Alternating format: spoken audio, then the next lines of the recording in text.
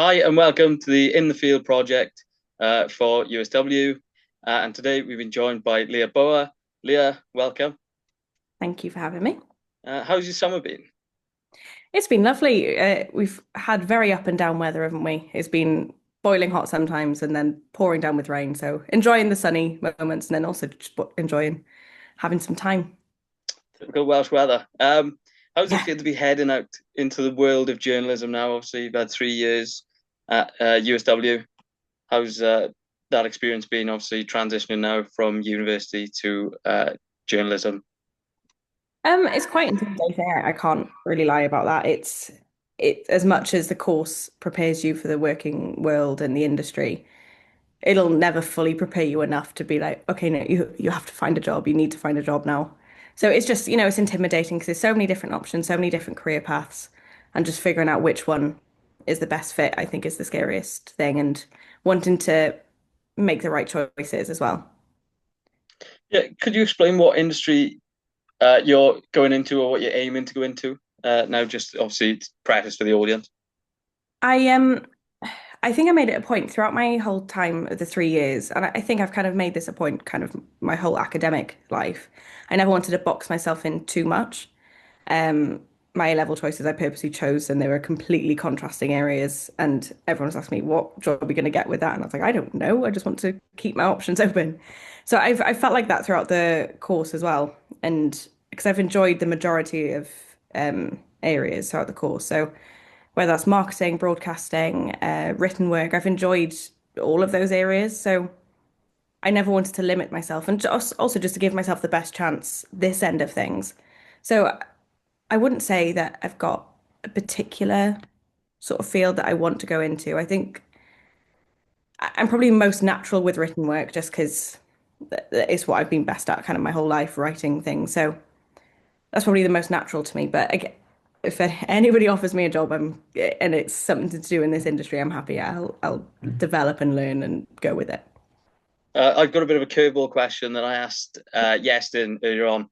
Uh, if if there was one non-media based job you could describe your career as, or you think is similar to it, is there anything you could think of? Just explain that again, sorry. If there As was a in, non-media based job that you could compare your job to, what would you compare it to I don't think in terms I of like can. the challenges or whatever? You know what I mean? I think this is such a niche field that there's nothing quite comparable to it.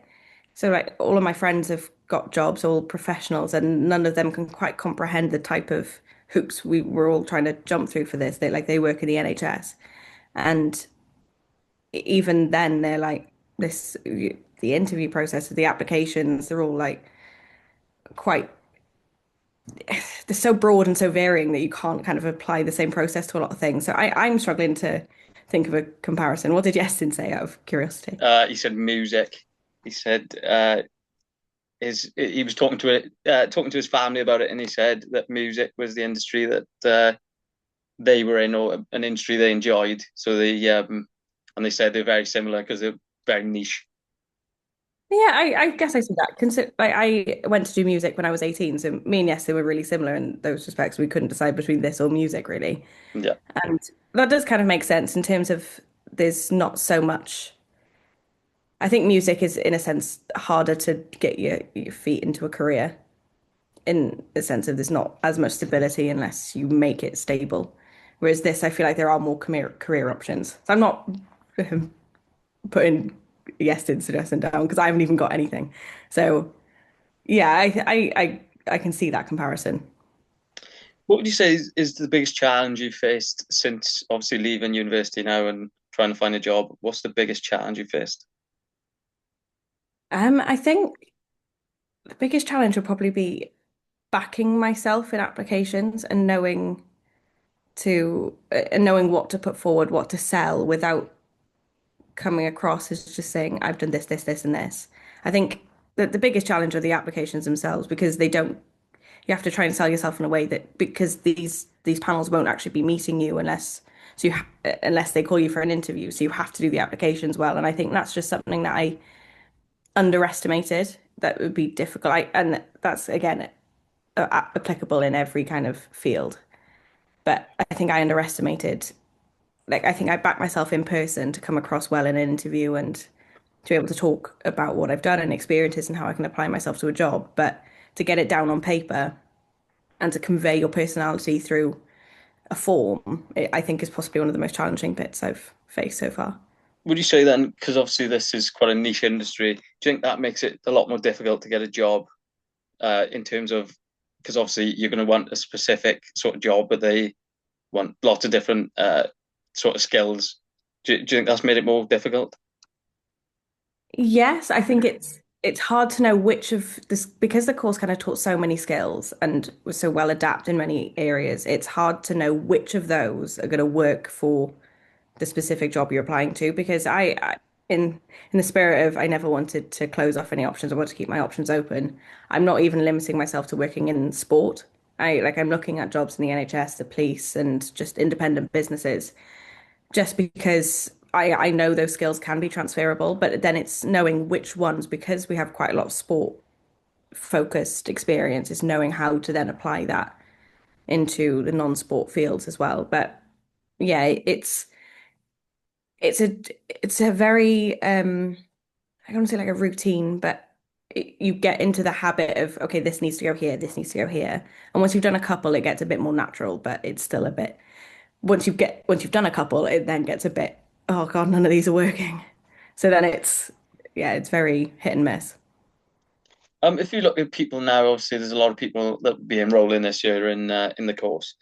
What sort of criteria and skills would you say they need to succeed? You've got to be hardworking. You have to want to apply yourself because it's such a vocational course and there's so many opportunities and experiences. You have to be, first of all, you've got to be willing to put yourself forward for them. And then once you're in them, because they'll probably be away from the course, especially when placements and work experience starts coming into it, they won't be with your lecturers. They'll be in real life industry places. You have to be hardworking. You have to show the work ethic and show that you want to be there because you never know what opportunities could come off the back of that. Like I've been lucky with the Red Men TV. I still have a working relationship with them. It's just, pre-season has got a little bit quieter. So I've been lucky that I've still got a kind of remote internship with them, which has been brilliant for me just to keep on top of things. But you never know what can come out of anything. And like I know some of the others on in my year have had um the similar sort of thing, great working relationships, and it's set up other opportunities for them. So in terms of other skills, you have to be organized. You have to be so organized, especially the third year deadlines hit you, and it's suddenly you have no space in your brain to think about anything else. And as long as you're organized and knowing where you need to put your focus, you'd be fine. Like I think I could have done with maybe starting that organization process maybe 2, 3 weeks earlier, but if I'd have done it any later, I'd have really, really struggled. It was knowing what I had to do and when. So I'd say being hardworking, throwing yourself into opportunities, and being organized. If you look at obviously you've just left the course now, is there anything you would have done differently, maybe in the last year, or anything you would have uh, done differently heading into now? Obviously, you've got the some time off and moving into the next part of your career. Um, I've had conversations with Julie actually. She's asked what would I do differently. So I've had a lot of time to think about this. And I'd say one thing with the TV project, I just thought people would happily agree to come in and be the guest, whereas that wasn't so much the case. It's not that they weren't happy, it's just people have working lives, they have so many commitments, and especially because it was midweek, it's harder for people to come out of work. So I'd get, especially for you're going into your third year now, I'd start even thinking about it now because we did it before Christmas. I'd start maybe lining people up and having those people having conversations to be like, would you potentially be interested coming in around Christmas time, start of December, just having those conversations and just getting the feelers out of who might be free. Just because I had so many people lined up and then at the last minute none of them could make it. And then I mean Ethan was great, but I had to go to my plan B, which was Ethan in your year. So Yeah. it was I'd just make sure I'd get on top of that so much quicker and secure someone and absolutely have the guarantee. But that's kind of broadcasting, that's rolling with whatever happens. But that's probably my biggest thing that I'd do differently there, and take as much of the opportunity to practice the TV show as you can. We all thought going into it, oh, we'll be fine.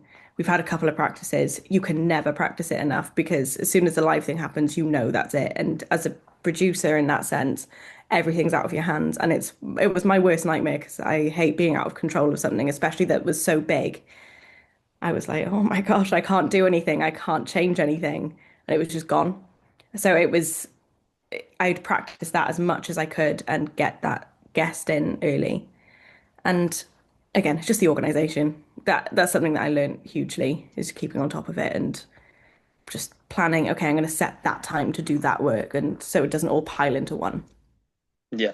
Uh, just to round it all off a little bit, uh, I thought of this in 5 years' time. Where would you like to be in terms of what sort of career would you like to be in, or where would you like to be in sports journalism? And then what is your end goal? What's I've been thinking about this again over the last few days, applying for jobs and interviews and things. And I've always thought I don't have a particular end goal. I mean, in a dream world, I want to work in Liverpool Football Club. That's what got me onto the course. That's what keeps me going. That's what fuels my personal life. And, it's that would be the ultimate dream is somehow working within the club. But I guess 5 years, I want to be somewhere that I'm proud of, and I'd love to be working in sport. Like I know I said I'd not work in sport, but I would. There's a reason I did this course at the end of the day, and it's because I do love sport. So working in football in some capacity, and I guess just to be like I've got two young nieces, and the oldest one, she's 7. She's starting to really love football and really love Liverpool, but she's already going into class and having rival fans saying that she doesn't know anything because she's a girl and challenging her. And her response at the minute is, I'm going to get my Auntie Leah to tell me what to say.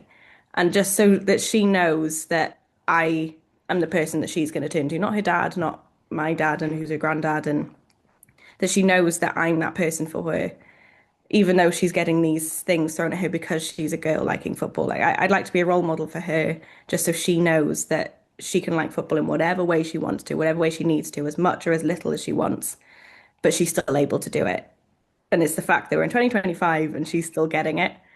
And I just want to be, if I can be that for her, I'll have seen my job as being enough. But if I can open that up to even more young girls, then that's where I'd like to be in 5 years, I think ultimately. that's probably the best way we could have ended it.